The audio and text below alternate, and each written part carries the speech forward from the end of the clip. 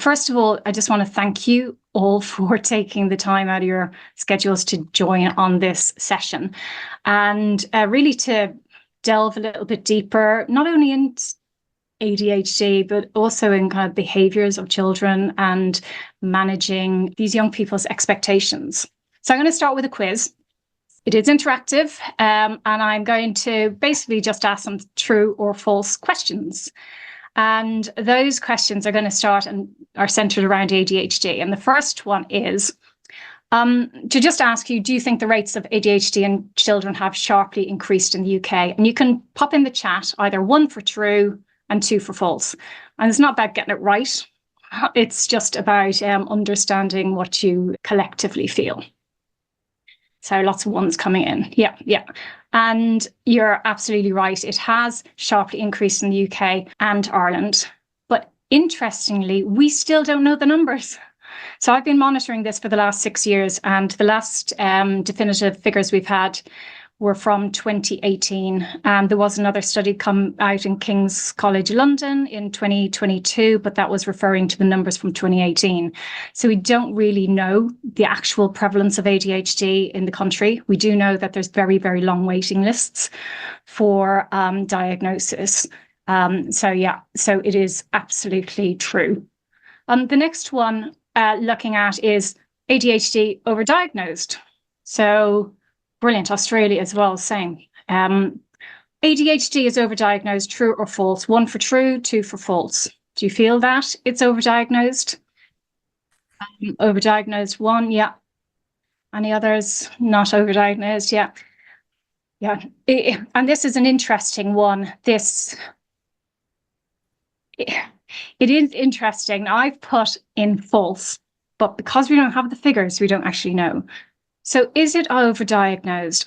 I think the challenge here for clinical professionals is we don't actually really know what ADHD is. And I might be shot down for saying that, but I'm going to explain what I mean a little bit deeper. It's actually formally underdiagnosed because there are a lot of cases out there that we are saying it's something else. And I'll also talk to you a little bit about that diagnosis criteria later on. So yes and no, that's exactly where I would go. So true or false, ADHD is more prevalent and severe in boys. And this was a common discussion some time back. So 1 true, 2 false. Can't be certain. False. Yeah, okay. Again, yes and no. And the answer there I put is false. And again, remember, these are my takes on things. So it historically has been more prevalent in boys because there was nuances in diagnosing girls with ADHD, and it comes out in very different forms in girls. So historically it has, and the underdiagnosis often now is in relation to girls getting diagnosed. So again, that's an interesting kind of facet to this. And what about ADHD being hereditary? 1 for true, 2 for false.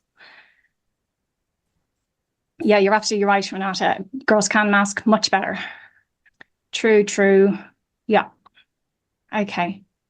So ADHD has a very high rate of hereditary, coming up in some cases up to 70%. So it is very, very likely that one parent or a sibling of the parents has ADHD. And again, that can be quite difficult then to diagnose. So you mightn't actually feel that your child is any different from you. And it's not until they get into that school environment where those differences and nuances are highlighted. And I'm going to talk a little bit more about the challenges with that later on. And just finally, I love this one. Isn't everyone a little bit ADHD? Anyone believe in that? 1 for true, 2 for false. Everyone's a little bit ADHD. And this is a really challenging. And I put down false because this can be really harmful when, a person has some real challenges because their brain is kind of programmed a little bit different, or there might be a developmental delay. And they say, oh no, I get that. I know that's normal. And while might be normal in some aspects, it can also be quite debilitating for some people. So just looking at that, isn't everybody a little bit ADHD? There are aspects that lots of people share in those ADHD traits, but ADHD can be a very fundamental difference in the development of the brain, especially in those earlier years. And again, we'll talk a little bit more about that because I very much advocate for trying to remove the stigma and the labeling of ADHD and empowering people, parents and young people with ADHD to see no difference. So it's another one that's slightly on the fence. So in this session, we're going to look at some of the clinical challenges of ADHD diagnosis, which we've spoken a little bit about just in those Q&As, and also understanding the complexity of a child's mind, and then looking at positive psychology, what it is, what it means, and could it be the answer to destigmatizing and changing how we view ADHD. And then we'll look at ways that you can actually put that into practice. So starting off, I just want to share kind of the ADHD iceberg and looking at kind of where our attention is going. And this is how we can tend to view ADHD and what's visible. So those impulsivity and inattentive and the distraction and the hyperactivity are all things that can be quite visible. But also visible in a child or even an adult with ADHD can be that they're incredibly happy and curious and confident and smart and interested and generous. So there's a lot of very, very positive traits within ADHD. But what we don't see is the blind bits. And those blind bits might be slow working memory, poor sleep, quite disorganized, can have low mood, up and down, sometimes depression, associated learning difficulties, sensory issues, anxiety. And those are the blind aspects that are often called out at school or are noticed as, oh, you're this, that's different. That's not normal. You're much lazier than the average person. But also then there's the hidden pieces. And some of these can be very positive and others can be quite challenging. So children with ADHD can be incredibly resilient and very persistent, but they also can feel rejected and judged and criticized and feel like a failure sometimes and can be helpless as a result of that. But they can also be really hardworking because they've had to work a lot harder than a great majority of their peers. And it also shares that they're very brave because they are trying new things. But also then there's the boredom and helplessness of trying so hard and not getting anywhere, that they get frustrated and they feel underestimated and undervalued, and maybe they stop or just give up. So looking at these nuances, you see there's a lot of traits there.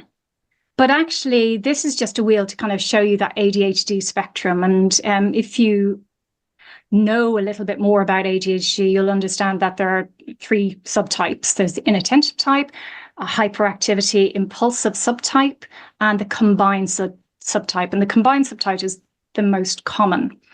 But even in those subtypes, there are a lot of variance in this. So some might have more impulsivity or inattention, or some might be more forgetful, others might be more hyperactive. So it's very much a spectrum, but it's not seen as a spectrum in the same way as, let's say, autism spectrum disorder, ASD.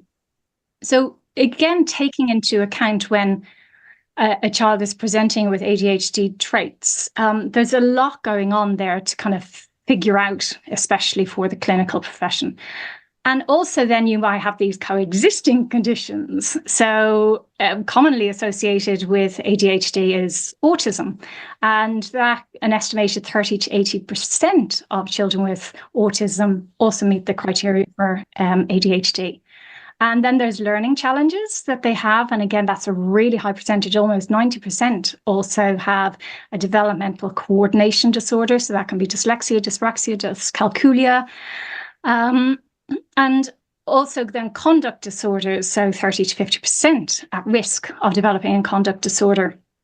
and oppositional defiant disorder, and anxiety and mood disorder. And I'm not going to dwell on this, but I want to share initially, there's a lot going on.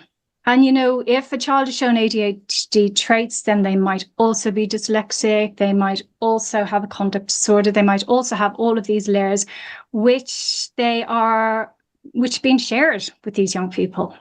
You know, this is your diagnosis. You're not doing this. You're not doing that. You maybe have to, we need to get you diagnosed for this. We need help with that.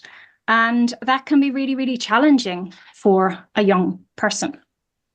But ultimately, a child with ADHD's brain is wired for interest. And the adult brain and the child brain is very, very different. So we run on a program of past experiences and information that we've gathered over the years. Children do not. They don't have that downloaded program that they're drawing from. So as parents and educators, we are influencing these young people with the information, the data we have, which may not be serving their needs. So we need to be very aware of this. And also it means we need to be very mindful of how we're communicating and what words we're using. And we've all been there, where we offer children really concise, clear instructions to do something, and it's delivered in a very warm, encouraging way. And even then they mightn't, or they appear not to listen or hear, or both. And maybe after the fourth or fifth time you've said it really kindly and calmly, you might raise your voice, and then they shout back, "Why are you shouting at me?" and launch into despair. But what we're not understanding is what their brain is interpreting this as. And what I'd like to explore this afternoon is an element of curiosity and how we are perceiving our young people and how we're responding to them. And this is not from a clinical perspective. I just want to share a statistic with you. It's a hypothesized statistic, but nonetheless, Dr. Jelinek had theorized that children with ADHD, by the time they are 10, they have received over 20,000 corrective or negative comments. And that's just at school. And that might be, sit up straight, you're not paying attention, have you been listening to what I'm saying? All of these comments. And that's really, really challenging, because if they're the only ones in the class that are getting these comments, they're going to feel different. And I understand this because I have two children with ADHD, presenting very, very differently, one combined and one inattentive. And ever since they were 4, I would get the barrage of negativity from school. So they're not focusing in class. And my firstborn, interestingly, he was kept in for almost 2 terms in a break time, quite an academic school, because he never finished the activities or the work that they were set. So he would miss break. And as a new parent, I'm like, oh, okay, you're not doing enough. You need to listen to the teacher, because that's what think I'm supposed to do. When in actual fact, it wasn't that he wasn't trying. He was really trying. He just couldn't do it. So then after a while, why can't I do it? I'm no good. I'm really stupid. Turns out 4 years later, he is given an IQ test, and his IQ is 142. Mensa took him on at that stage. And this is a child who's been told that they couldn't do it. So we need to look beyond the narrative that we're hearing and we're engaging with. For those people who are new to here and don't know who I am, my name is Zena Hicks. I am a positive psychologist, and I am also in the middle of a doctorate on the efficacy of positive psychology for parents of children with ADHD. And positive psychology is a branch of psychology which looks at what's right with a person as opposed to what's wrong. So it's a non-clinical perspective that increases a person's locus of control. That's their inner understanding, ability, and belief that they have the power to change their outside experiences. And I got so involved and excited about positive psychology because I noticed the impact it was having on my children. And I'm going to share that probably another time, but I wasn't doing these exercises with my child. I was only doing them with myself, and they were having a ripple effect impact on my children. I wrote and distilled all of my knowledge very simply, because it can be really complex, positive psychology, really simply into a book called 28 Days of Positivity. And it's not for parents, it's for anybody to kind of get their head around a different way of thinking and self-care, ultimately, and awareness. And I'm going to talk to you a little bit about awareness in just a second. I want to share a study with you.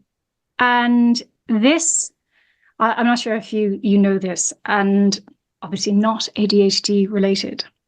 But in 1952, the Boston Symphony were curious that the majority of their orchestra were male. And they had an inkling, could this be because perhaps unconscious bias, maybe? So what they did is they set up a study, and they did blind auditions. And they were really surprised that it didn't really make much of a difference. The male population within that orchestra, or they seemed to be the better fit. And they were considering, well, maybe men are better musicians than female. And it was a female who identified that these auditions might have been blind, but you could hear, because we were behind a screen, you could hear the individuals coming in to the room.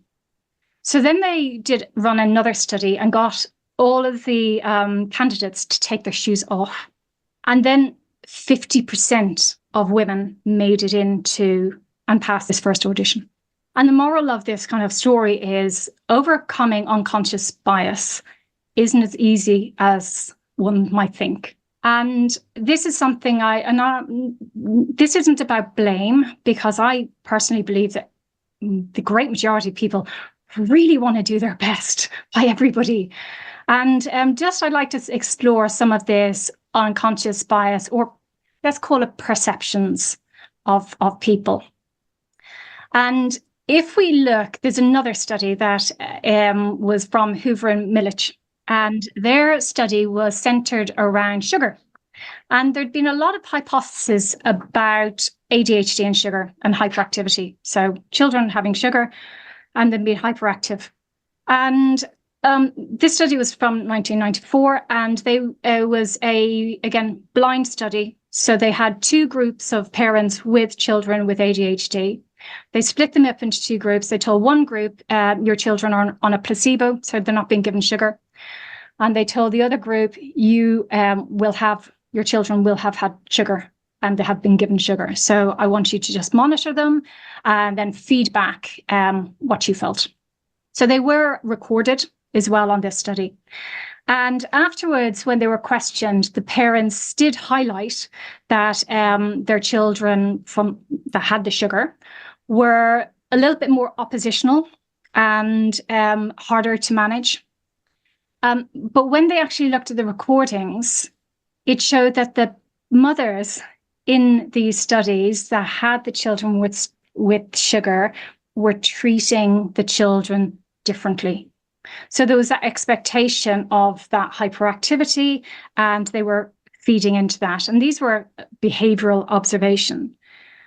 And there currently still has not been any definitive studies that correlates sugar with ADHD, although it is thought that children might consume more sugar if they've got ADHD because they're trying to feed that dopamine deficit, and that the sugar is increasing the dopamine for them.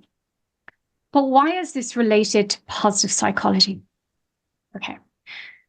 So I'd like you to consider that positive psychology has many parallels with ADHD. And this enables us to offer a holistic starting point which builds on these strengths. And particularly if you look at the natural ADHD traits, these children live in the present. And if we kind of think about living in the present, well, that's mindfulness. And if you think about the hyper-focus within a child with ADHD, well, that could be seen as flow. When we get into flow and we forget everything around us and time doesn't matter because we're 100% in it. Externalizing behaviors that can be seen as being true to oneself and being authentic. We don't see it as authenticity and children expressing their emotions. We see it as challenging. Reward sensitivity. Children that have ADHD traits often want constant reward and they have that wanting that reward and seeking that reward. This could be honed in with gratitude. So being grateful for the things you have, and it'd be very, very easy. And there's been studies now on gratitude and ADHD starting to come up. And this is potentially quite a good avenue to explore. 3 good things. What can we be grateful for today as a family? And positive self-bias, again, more studies on the perceptions of a parent viewing their child and their child's perceptions of themselves. And this is where the parent suggests that their child, their well-being and their mental health is a lot lower than the child's perception of themselves. And actually, there's a lot of positive self-bias and in children with ADHD, but it can get beaten down with the amount of negativity and negative comments. But this could be also correlated with character strengths. So there's another positive psychology activity you can tap into, using character strengths to build up those positive traits, which then can act as a buffer for any of the negativity that's coming back, because we can't always protect them on the outside. Oppositional defiance, also quite prevalent within children with ADHD, could actually be seen as self-efficacy. So no, I don't want to do what you're doing, I want to do what I'm doing. But actually that's, as a parent, that's really challenging, because you ask them to do something, they don't do it, they do what they want to do anyway. But actually that, as an adult, is quite a good trait as long as they recognize the impact it might have on others around them. And that's a skill that they can build.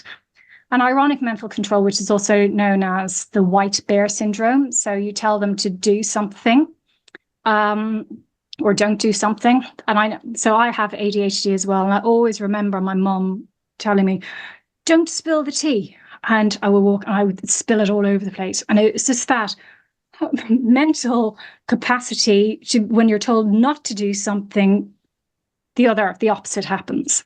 So it's, if I tell you not to think of a white bear and close your eyes and think of something else, but not a white bear, you'll be thinking of a white bear. A natural human emotion and quite prevalent in ADHD. The other thing I'd like to explore with you, and this comes from a lot of the work I do with NCEAD Business School, so I do a lot of leadership coaching. And this explores about you becoming the coach. So that's the teacher becoming the coach, the parent becoming the coach, and not the parent.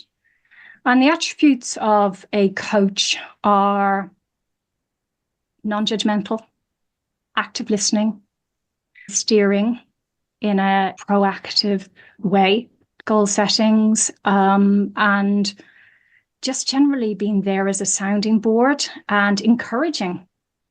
Fail well, fail big. But actually, how are we going to use that failure to adjust and do something differently?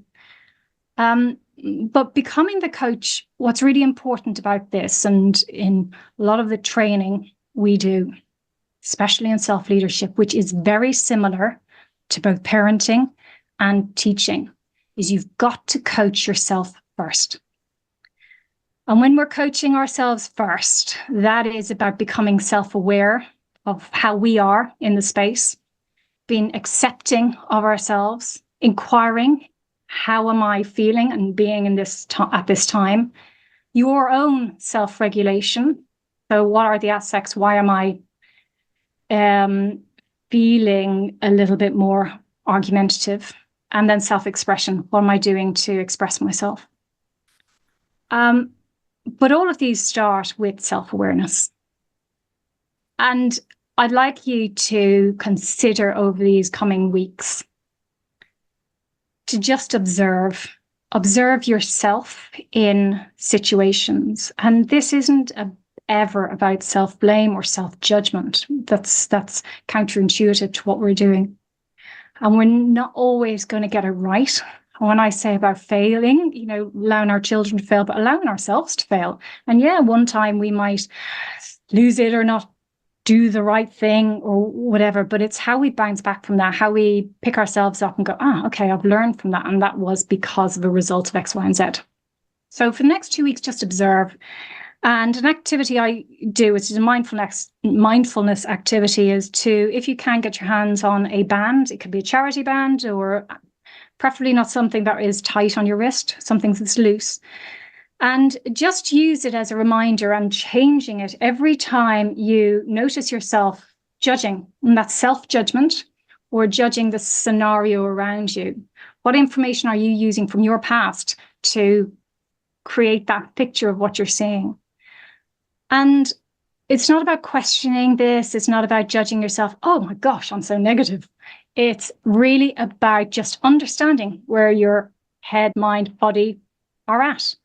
Because then you can start to notice and see things differently and start to change that process. And to support you on this, we all know how to breathe. We do it every day. But if we can optimize our breathing at least 3 minutes, in little 3-minute pockets during the day, and that means by lowering our breath intake to about 5 or 6 breaths in that minute, and slowing down our breath, breathing in through our nose, maybe holding for a couple of seconds and then breathing out, maybe holding for a couple of seconds after. And getting into that rhythm of breathing so we can reset, because the amount of stress that society has on them at the moment, every time we get triggered by stress, that stress hormone enters our bloodstream and it can stay there for between 6 and 8 hours. So it's not far away from trying to regulate ourselves. So tapping into your breathing half dozen times a day is a really effective tool. And there's a lot of research and science around that. But just coming back to the kids. So what can you do to change your perception to help them change theirs? As I mentioned before about my own children, when I was starting to embody and practice positive psychology, their behaviors were changing without them doing any of the activities. So we need to remember children are perfect as they are in all their forms, regardless of whether they have an ADHD diagnosis or traits or anything like that. They just need others to believe it too. I hope that has been helpful and informative, and given you some insights about what positive psychology can do within the parameters of parenting or teaching and ADHD. It's obviously, I love this topic. I'm very happy if anybody has any questions to just book in a virtual coffee with me. This is just a QR code, should bring you through to my calendar. Hope it does. And by all means, there's a lot of stuff I've got on over the next 2 weeks, so that my diary might be a little bit tight in places, but do persevere. It does replenish. If you take a picture of it, it'll be there for a while. And just briefly, and this is not a sell, because I don't believe in selling on if you're offering free content, you're offering free content. But I'm just going to share what we do at Positive Education UK and Ireland. We offer one-to-one coaching programs, particularly for young people. I don't coach young people, but I have a team that do. And this is a very new thing, a very new approach with children, because especially with children with ADHD, they get counselling, they get therapy, and the amount of kids that eventually, because there's nothing left to do, they come to us and CBT isn't working, counseling is not working, therapy, the talking's not working. They come to us and usually their response is, oh, not more therapy. I don't want to talk to anybody. And interestingly, coaching after 1 or 2 sessions, they go, oh, this is actually really good, because they can see the impact that they have on their environment. So in the same way, we position it as the same way as if you want to get good at football, you will have a football coach. Same thing. So we coach in life. We coach them skills to be able to improve or at least get what they want. So we set objectives, what they want, and we get it. But also then we do one-to-one parent coaching to add to the either independently or alongside child coaching or teenage coaching. And then we also have a parent membership program, and that gives an all year round drop-in centre for parents of children with ADHD. And we work in schools as well. We have resident coaches in schools. So anyway, if you want to know any more about that, please, again, just use that QR code and book in for a chat with me. But what I'm going to do now is I'm going to stop my share and I'm going to open up to questioning. If you have any questions, I'd love to hear them.